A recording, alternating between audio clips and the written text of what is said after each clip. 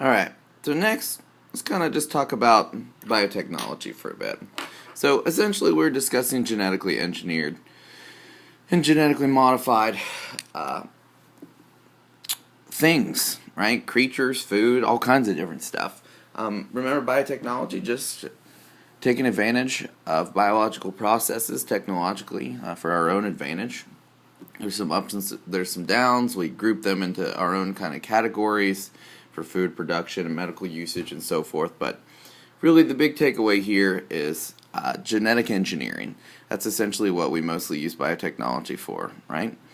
Now, as I mentioned before, the scientific community calls genetic engineering when essentially we reprogram the genes of any particular creature, whether it be a bacteria, a plant.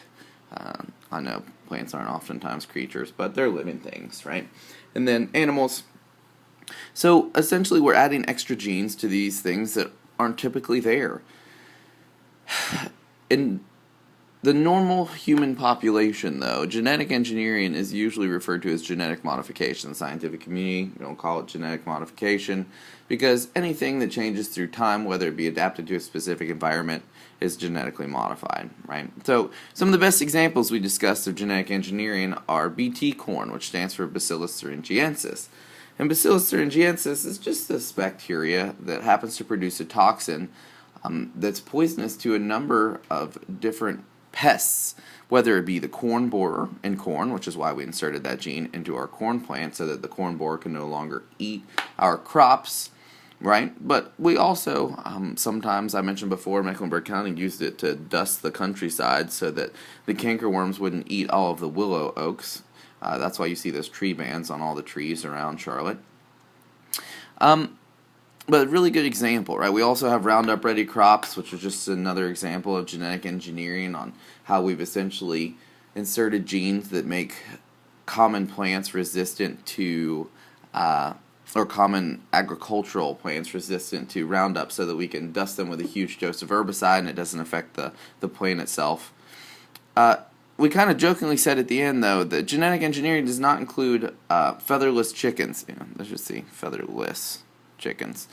Featherless chickens are an example of selective breeding. We essentially found a ugly chicken that had a few less feathers, and then we kept breeding them until they were completely nude. Right? This is not an example of genetic engineering. Okay, not in the sense that we're discussing. We also talked a lot about stem cells. Remember, stem cells are just cells that are undifferentiated in your body. They haven't decided what kind of cell they're going to become, and essentially, from the moment of fertilization, you're at that point you're stem cells, right? You're just all these cells. You're a hollow ball of cells called a blastocyst that has this concentrated cell mass in the center that we call an inner cell mass. Just something that's name appropriate there.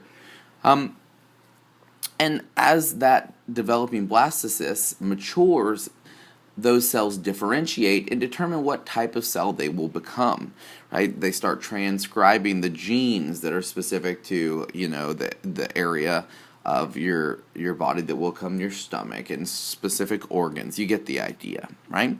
So once they differentiate, that's when they become specific cell types. Now, that's not to say that we still don't have stem cells in us, right? And we discuss all of these different stem cell types. Remember, embryonic stem cells come from that blastocyst.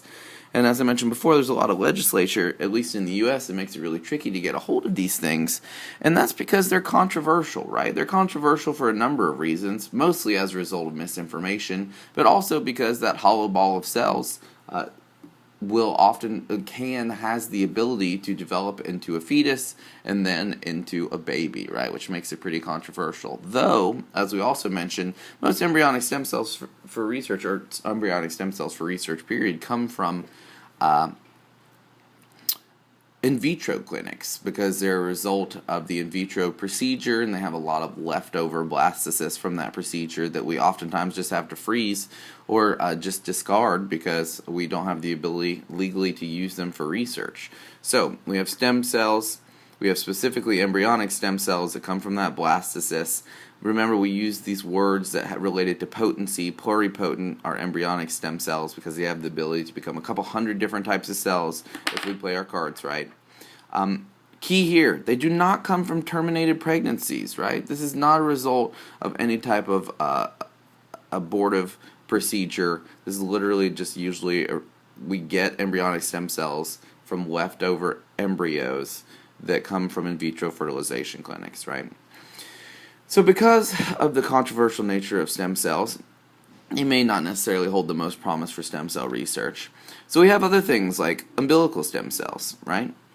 And umbilical stem cells are awesome because they're not controversial.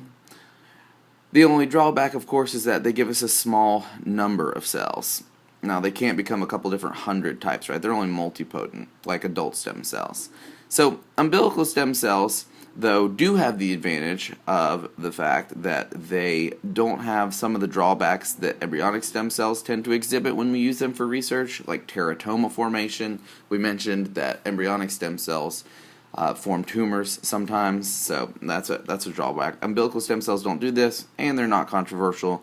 The drawback, of course, being that they are expensive to freeze your baby's umbilical cord, and we had quite some stories. We had some pretty crazy stories in class about that. So, now, adult stem cells that we find in bone marrow and surrounding our brain tissue, these are stem cells, they're old, just like the person, right? So they've accumulated mutations, which is one drawback.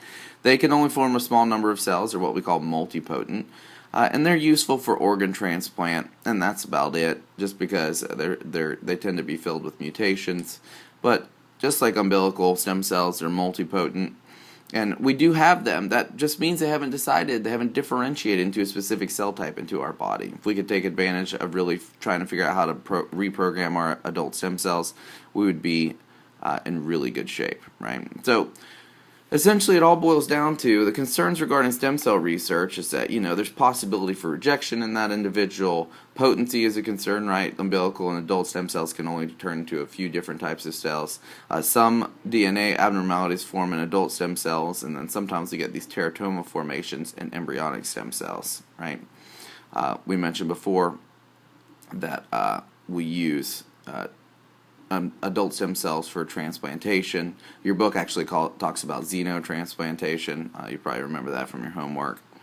So that's just kind of a good overview of stem cells and perhaps maybe the world's messiest handwriting. So hopefully you're a good listener, right? Next, we talked about cloning, right? Cloning.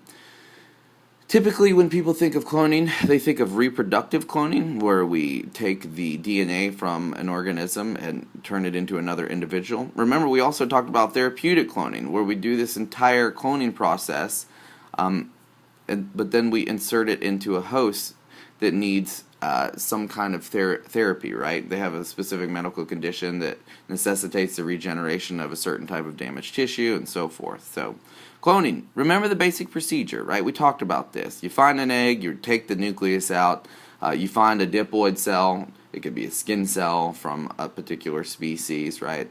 And we take that DNA out, we fuse those two together, and then we allow mitosis to occur to form that blastocyst, right? To form that developing embryo. Now, if we remove the cells from that inner cell mass, those stem cells, and put them into a host individual, that's reproductive cloning. But if we take that embryo and insert it into a surrogate mother, that is how we do reproductive cloning. Now, the really crazy here that maybe some people didn't really think about is that there's no sperm required in this entire process, right? We've had some pretty crazy questions before, right? Asking if essentially you could have an entire female population if we mastered this process. The answer is yes, sure. There's a couple sci-fi books written about it that are pretty awesome. But yeah, it's nuts. You don't need sperm for this entire reproductive cloning process, right? So, we also talked about regenerative medicine briefly, talked about how we can 3D print some tissues, mostly circulatory vessels and so forth, but I didn't jot any of that stuff down because it's really simple and straightforward, okay? So just an overview of genetically engineered food crops, concerns, and an overview of stem cells, and of course the reproductive and therapeutic cloning procedure, just to give you a breakdown of essentially what you need to focus on biotechnology.